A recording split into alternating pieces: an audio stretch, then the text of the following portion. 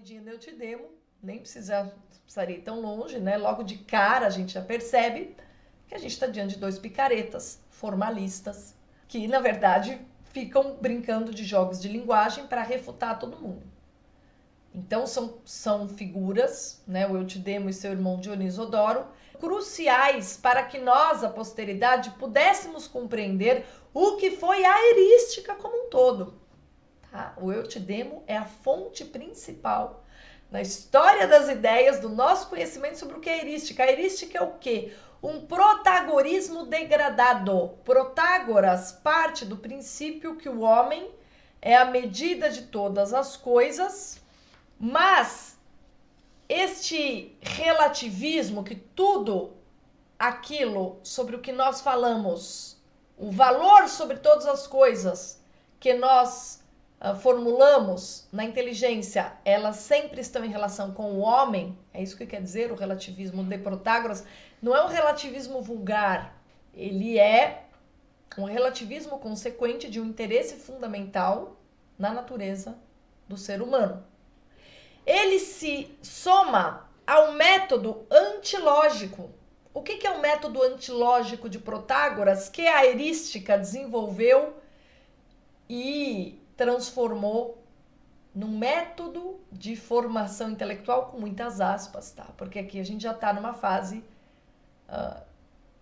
de homens que são dignos de serem feitos objetos de piada, que é o que Sócrates faz ao longo de todo o Eutidemo. Ele brinca, né? Ele e o Ctesipo, eles falam, vocês estão brincando com a gente, nós vamos brincar com vocês, né? Ainda que o Sócrates se coloque o tempo todo numa posição de humilde, ele está trazendo à tona, o tempo todo ele induz os eristas à contradição, né? Mostrando a fraqueza de qualquer tipo de arte da fala e arte de busca da excelência que não analise o conteúdo do que você fala, entendeu? É simples, a mensagem do Eutidemo é muito simples.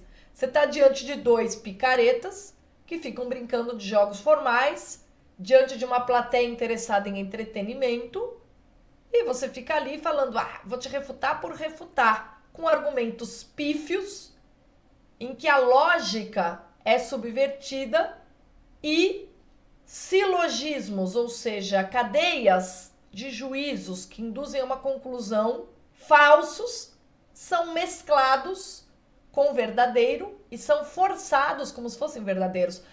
O termo que nós temos até hoje, sofismas, ele vem da representação da erística no Eutidemo de Platão.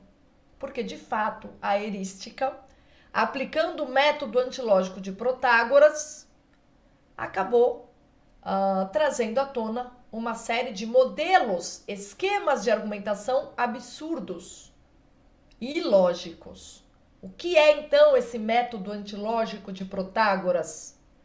Protágoras diz o seguinte: se a toda proposição é possível contrapor a sua contrária, então é possível refutar qualquer asserção.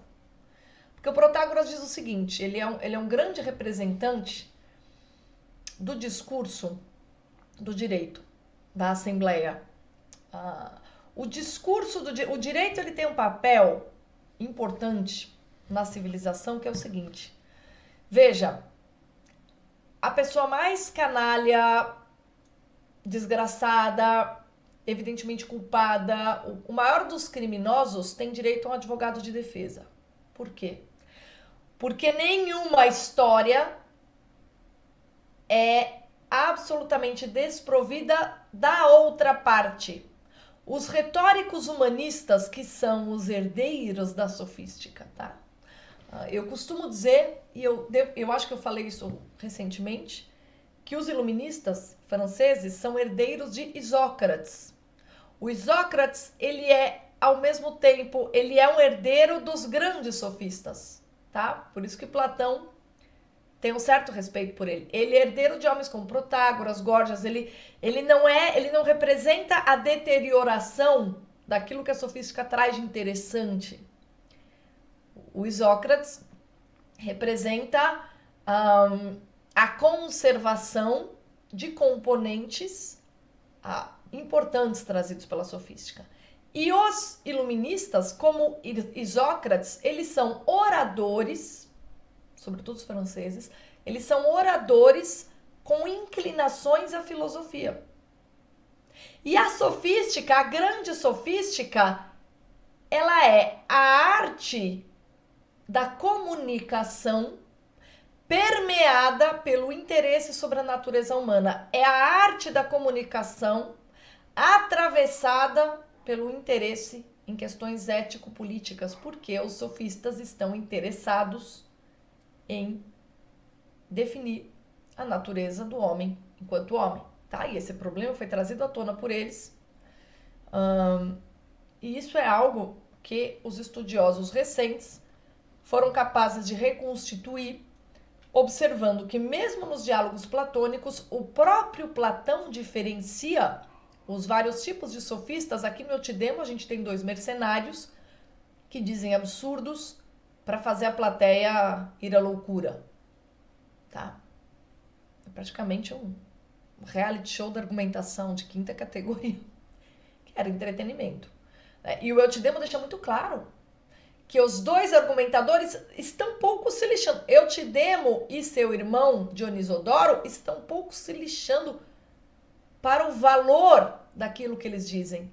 O que eles querem é provar que eles encontram uma frase capaz de deixar o seu interlocutor mudo. Sabe o lacrar? É a lacração. Os eristas são os lacradores, são os pais dos lacradores. E qual é a característica da lacração? É por isso que o nome lacrar, né? É você fazer com que o seu adversário fique sem palavras. Não importa que você esteja dizendo absurdos. O que é importante é você fazer com que ele não replique, porque você quer interromper a discussão, tá? Interromper a discussão ou vencer o debate por vencer, que é o tema dessa aula. A característica da erística é vencer por vencer. Pouco importa se você esteja falando absurdos. E pense nisso como um modelo educacional para os futuros líderes de Atenas e a preocupação de Sócrates com isso.